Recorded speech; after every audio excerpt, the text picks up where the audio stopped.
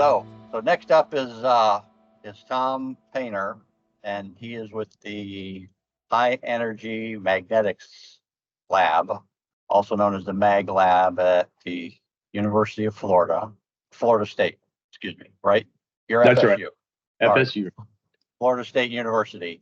I had Tom on the federal version of the forum, and at the time we were talking about superconducting magnetic energy storage.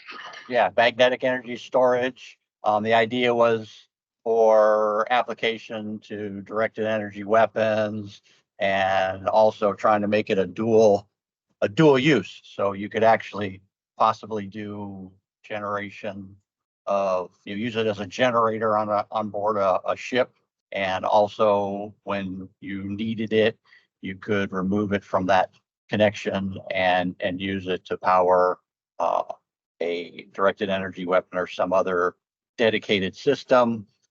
So Tom is not going to talk about SMEs today, but Tom does have he did some fascinating stuff with SMEs, and that was my mistake by putting that in there. So I will pass this on to Tom to discuss the MagLab and what they do there. And thank you, sir. Okay. Thank you, Eugene. Thanks for inviting me, and thanks to everyone who's watching. My name's Tom Painter. I'm the interim director of the Magnet Science and Technology Division at the NHMFL. I've been involved in working on the latest high field superconducting magnets for the past 35 years, and the last 31 of which I've been here at the Magnet Lab. So I'm going to be giving you kind of a broad overview of what we do in magnet science and technology today, and hopefully it'll stir up some interest, or you'll see something that clicks with something that you're working with, and we're looking to collaborate with the commercial sector. So let me move on. There we go. Okay. Overview of the Magnet Lab. So we're sponsored primarily by the National Science Foundation. They've sponsored a Magnet Lab for decades. In 1990, they moved the grant. It's a 5-year grant from MIT to Tallahassee at Florida State University. They provide about 80% of this budget, $50 million per year, and state of Florida provides the rest.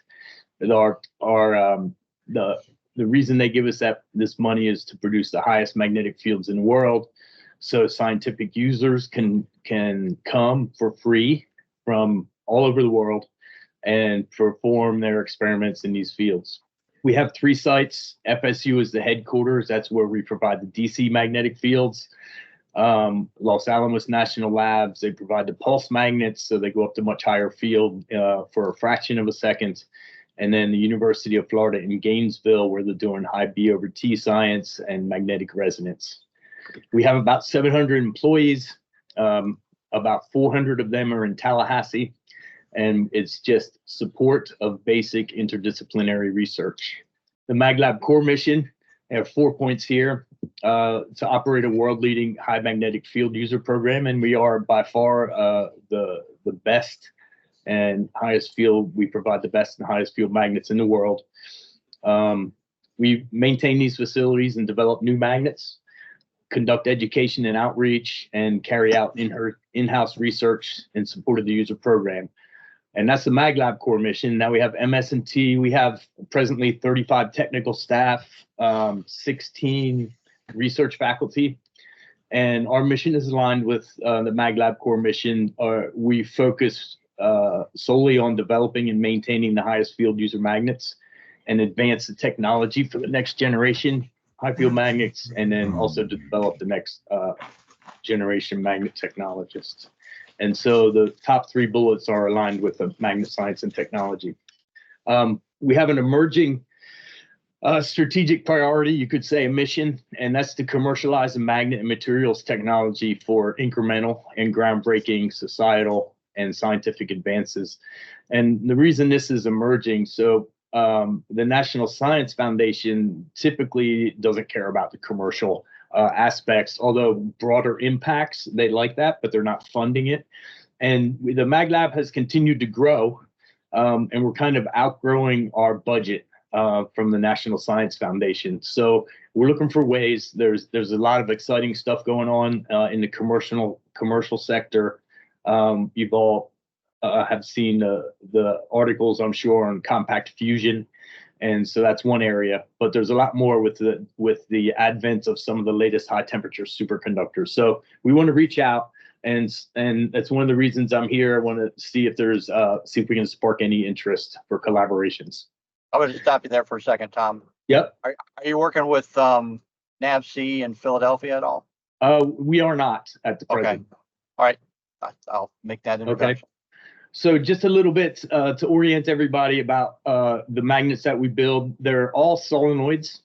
And you can see one here. This is a 900 megahertz. That's a 21 Tesla ultra wide bore, we call it. It's 105 millimeter.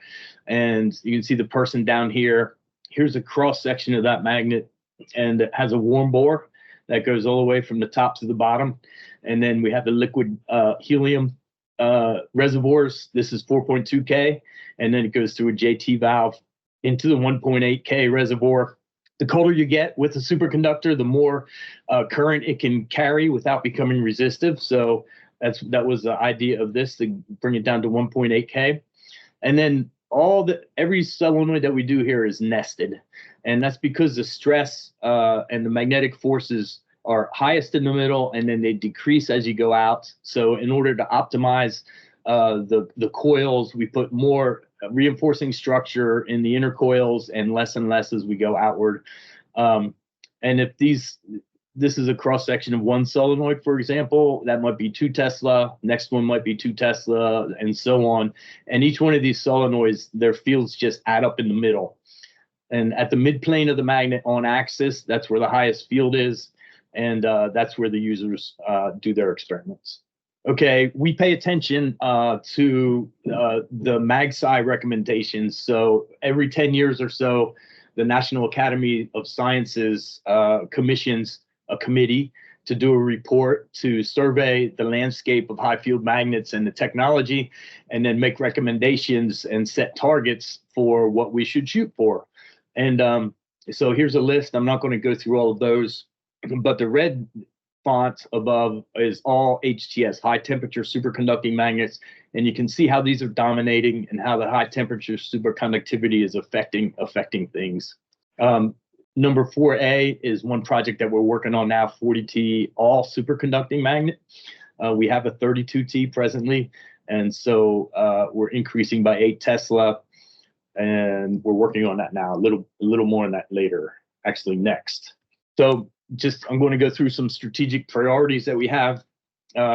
This first one is 40T, 34 millimeter bore. It's all superconducting. And at the start, we're looking at all 4 of these superconducting technologies: bismuth 2212, bismuth 2223, and that's no insulation Rebco, and Rebco. And Rebco is really the one that's capturing everybody's interest, because recently a high strength conductor was developed, and I'll talk a little bit more about that in the upcoming slides. Since we got our design study, we down selected this, and we're going with the insulated Rebco. This gives you an idea of what one of these coils looks like. All right, second strategic priority is we are in the design phase for 23 Tesla 195 millimeter bore resistive magnet. That's a large bore resistive magnet. And you can see here, this is the bore size versus the field. And the leaders in the world are France and China. They both can get 20 Tesla at 170 millimeter bore and 195 millimeter bore. Our design is going to go to 23 Tesla, 195 millimeter bore. We also have superconducting magnets here that are large bore, but they're smaller field. So these are critical. If I can go back, yeah, as I showed in this slide, the field here is the highest, and then it goes up just slightly to the inner bore of the first magnet, then it drops linearly, and generally drops linearly from the inner bore, inner radius to the outer radius to 0. So the highest fields are right here on the inner coils, And what we can do in this magnet is put some of those coils and verify the latest technologies and the latest superconductors in this extreme magnetic field to verify the technology before we sink a lot of money into building the next high field magnet. Another strategic priority is a 50 to 55 Tesla hybrid. A hybrid magnet is a resistive magnet on the inside and a superconducting magnet on the outside. This is a 45 Tesla hybrid. This is, I came down here in 1992, and I was working on the cable and conduit outsert. These are cross sections of those typical cable and conduit conductors. And these are low temperature superconductors. So they just look like copper wires from the outside, but they have superconducting filaments twisted inside. And we get many of these wires, twist them into a cable on multi-stages, and then we pull it through a jacket. It's a round jacket with some clearance. Then we run that jacket through a roll former to form this cross section. And then we wind these are the conductors that are wound into a coil. The steel jacket is usually some high strength alloy, stainless steel or some high nickel alloy. And it serves two purposes. The first one is to contain the liquid helium that's flowing through here to keep the superconductor cold. And then the second one is to provide the strength to react to magnetic forces so you don't crush the cable. The magnetic forces increase as the radius, linearly with the radius. So you can see as the radius gets bigger on these outsert coils, you get pretty large, fairly high magnetic forces.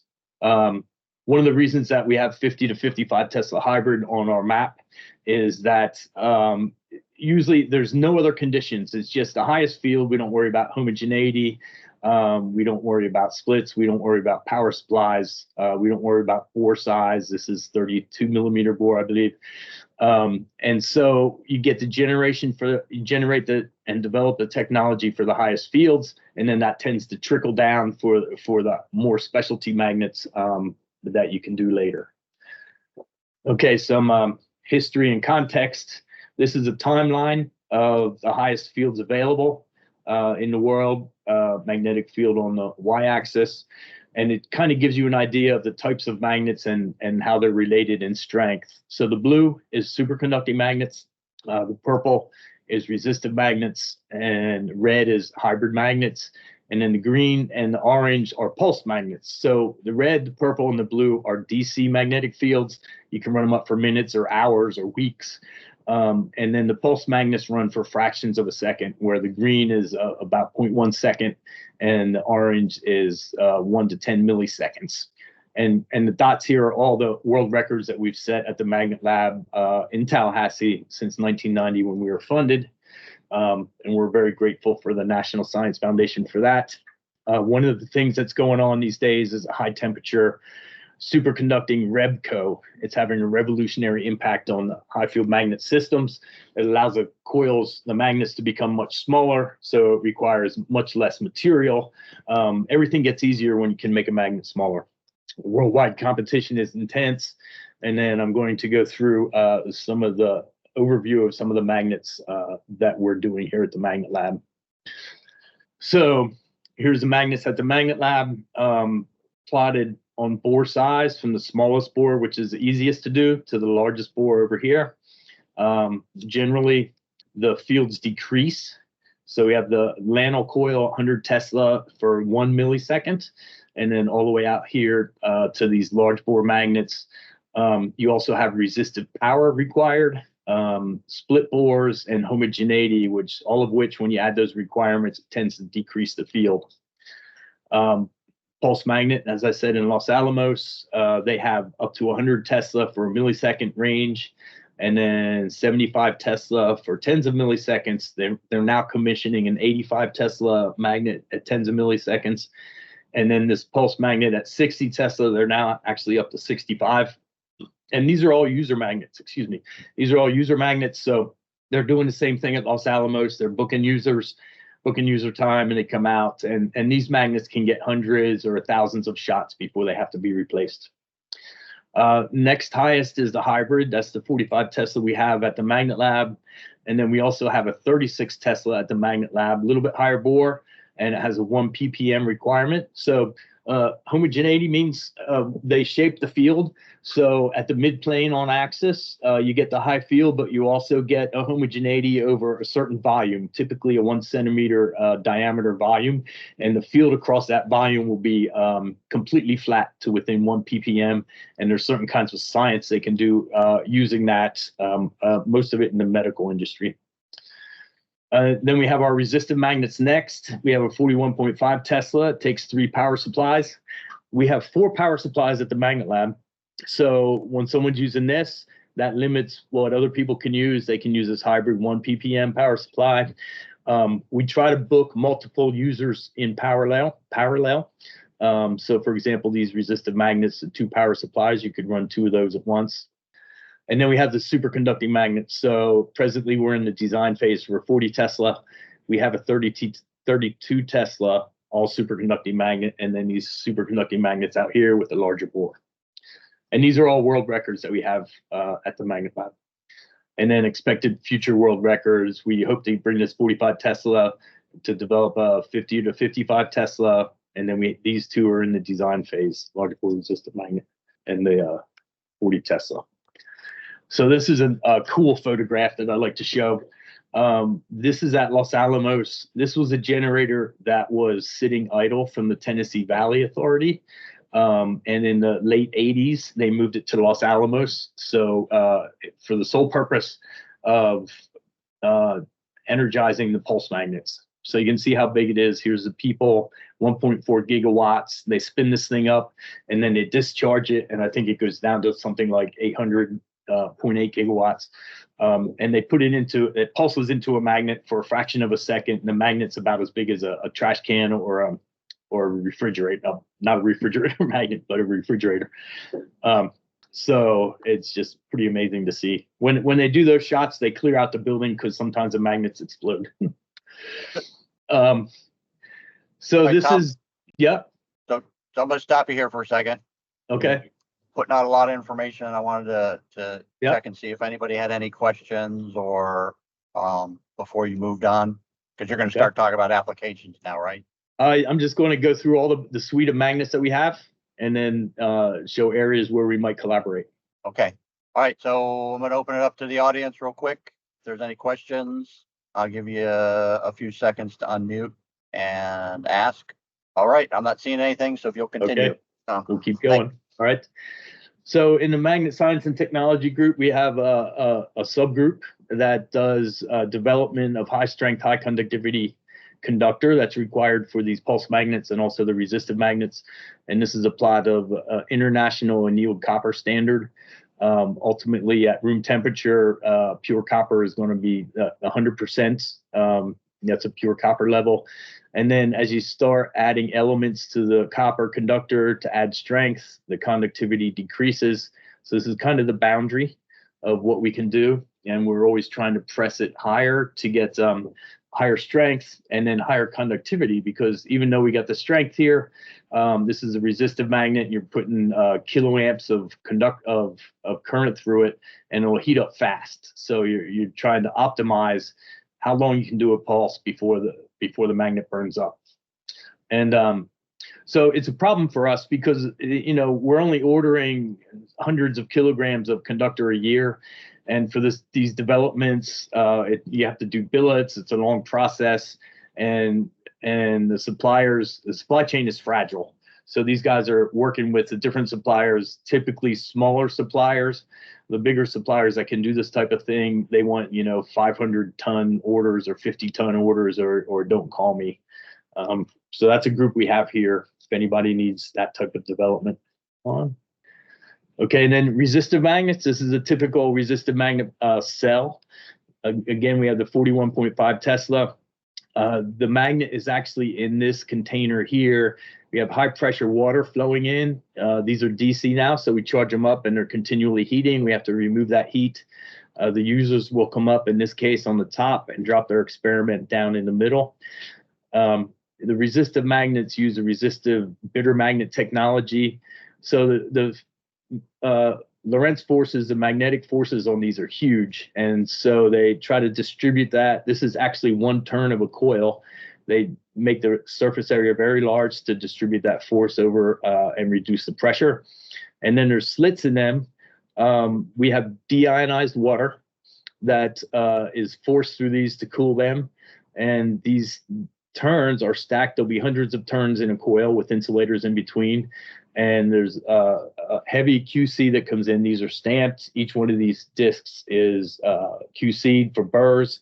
And then we stack them. If these are offset a fraction of a millimeter, it can constrict the water flow through there. It'll heat up and burn up and then be destroyed.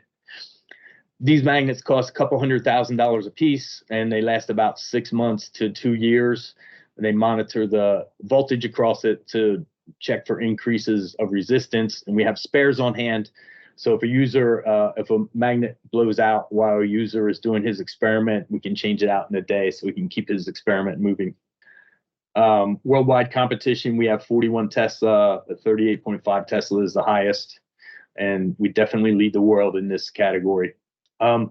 So oftentimes a lot of people will call and ask and say, hey, can we use this 50 Tesla magnet and do this and that?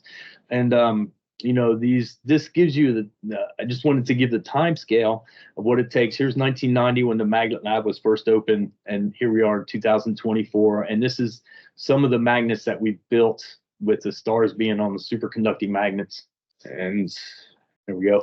So typical cost is 15 to 20 million in the past, and the typical time to design and construct is 8 to 13 years. And you see how big they are. Now this 40 Tesla all superconducting magnet is going to approach $40 million.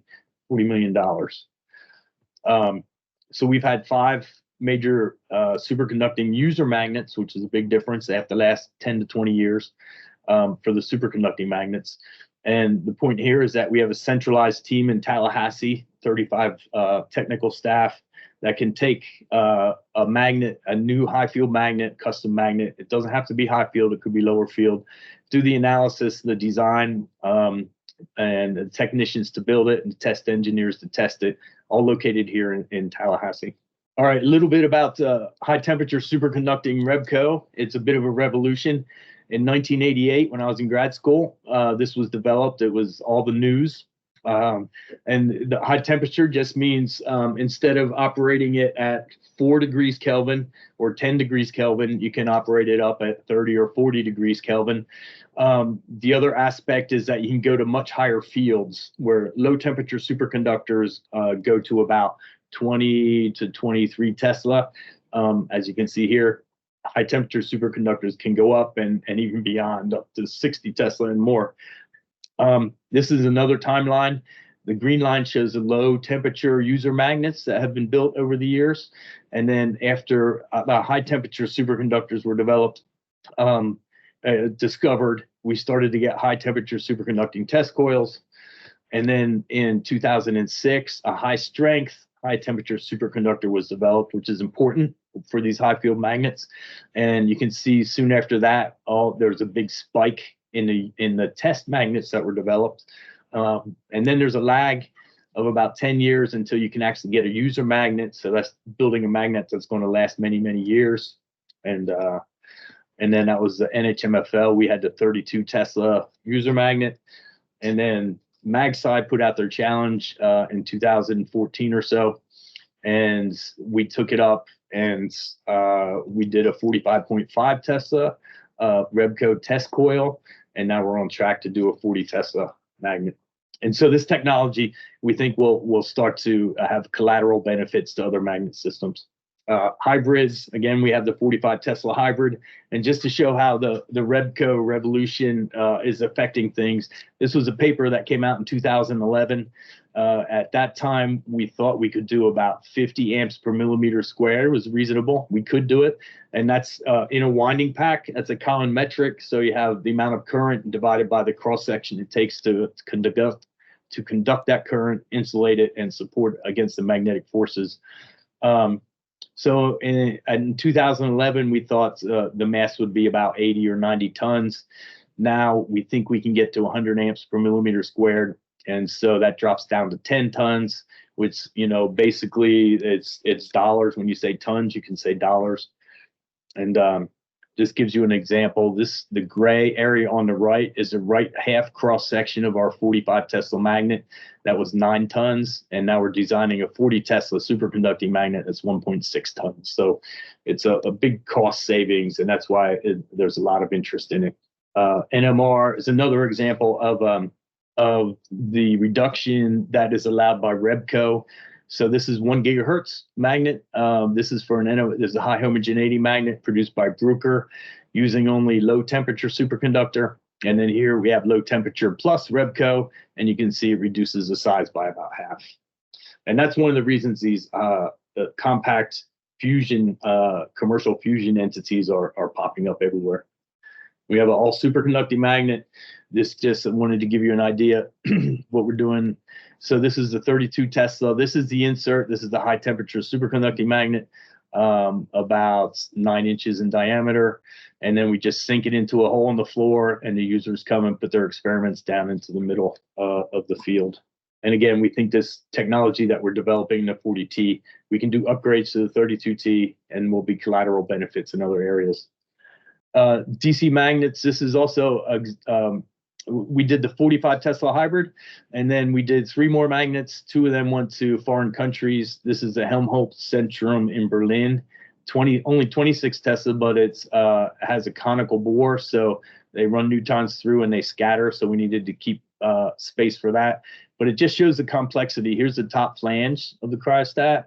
There's multi-layer insulation, and then you have these tubes coming in, so you can provide the helium to the cable and conduit conductor, and then that's all surrounded in vacuum. So it's quite a complicated affair. Also at the Magnet Lab, we have 100 kilonewton. We have a electromechanical test group. All these materials are tested at run for superconductors, are run at cryogenic temperatures. So we're able to do, we have a 100 kilonewton test machine that can be tested in cryogenics. We have a 15 Tesla magnet. The REBCO conductors are not a commodity. There's about 20 suppliers out there, and they all have different product and different performance values. And so we bring them here and we test them and qualify those suppliers. We have a PPMS, heat treatment furnaces, microscope, dilatometer. We can measure the thermal contraction from room temperature down to cryogenic temperatures. So the funding opportunities we have for collaborations, I'm sure you're all aware, SBIRs, STTRs, phase 1 up to 250K. And then if that's successful, you can put another proposal in for phase 2 up to 2.5 million. We have the NSF partnerships for innovation up to 1 million, and any other grants we can share with the commercial partner and provide our technical expertise where it'd be helpful. So again, the strategic priorities are here. These are the core priorities, and then these are potential non-core priorities: MRI, magnetic resonance imaging, NMR, fusion, colliders and detectors, and high energy physics, that's dipole magnets and medical accelerator magnets. And if anybody's in need of superconducting training or expertise in cryogenics, we can bring them in here for a year or 2 and train them up. So what are we looking for? R&D partnerships. And these are some of the potential subjects that I just discussed. And also we can do postgraduate internships. And that's the end of my talk. All right, great. So what kind of relationship, what kind of testing is going on there now? I mean, can you share any of that? Excuse me? Can you share any of that? Yeah, so it's nothing secret. Well, semi-secret, because of the competition is tight. We don't share all of the information, but it's easy. The main thrust of what we're doing now is developing the coils, the inner coils required for a 40 Tesla all superconducting magnet. Some other applications are SMES, superconducting magnetic energy storage, but right now batteries provide the highest power density at the least expense. And so SMES should be some special application that you might need, for example, on a ship. Okay. All right. So I don't know, Ash, I see that you're in. Did you want to ask Tom any of your questions? You're muted, Ash. All right. Well, I'm not hearing anything. Okay. All right. So anybody else? have any questions for Tom about the lab and what they do? Okay, well, if not, Right. So now what Um, about I guess it's what that would be more electrical than magnetic would be the insulation. So the yeah. applications for high field magnets. Mhm. You talked about medical. Yeah. Where else are these applications? So What other industries? the latest, hottest ones are fusion. Um, until HTS was invented, discovered, and a practical conductor developed, the biggest fusion experiments were all low temperature superconductors. And you may have heard of the ITER collaboration in France. That's a multi-country collaboration, multi-billion dollars. But now with high temperature superconductors, you can get a much more compact magnet, and it's becoming more commercially feasible. So there's two of the major ones are Commonwealth Fusion Systems in Massachusetts, and they have about $1.8 billion in investments. And the other one is Tokamak Energy in the UK, and they have several hundred millions of dollars in investment. And then there's multitude of other smaller companies that are trying to leverage the high temperature superconducting for fusion purposes. And so that's the hottest topic. Others are like specialty niche. You've heard of the super collider at CERN in Right. France, and they're big dipoles. They're many millions of dollars for each of those dipoles. They're presently upgrading them with low temperature superconductors, a higher performing low temperature superconductor, but definitely a niche magnet. So magnets is kind of a tough business sell. The other ones that you'll see is MRI. Everybody's had MRI, I'm sure, but the barrier to entry there is huge. There's a couple companies that are mature. They have a mature product, and to break into that, you would just need some groundbreaking technology that doesn't exist yet. NMR is another one. The medical companies like to use that to investigate proteins and the structure of proteins and develop cancer drugs, for example. And that's also pretty mature technology. Okay. So so commercially, Mhm. where would this have interest? Where do you see this having interest? Yeah, that's the good question. There's been lots of magnet companies that have opened up and then closed because it's such a high risk and low market. These millions of dollars goes into these magnets, and then if you have a failure, you've just ruined your whole entire investment. And that's why a lot of companies fail to bid on magnets, but mostly it's scientific purposes for this, and the occasional military where they have the money to go ahead and develop something that might be useful and give an advantage. Would there be applications in space, or I just There are not fully? some. I've read some papers where they are developing a magnet, so it serves the shield serves the magnetic field serves as kind of a shield for particles or things that might hit the satellite. But I don't know too much more than that about what's happening in space. Okay. Yeah. Now, my personal question is, Mm-hmm.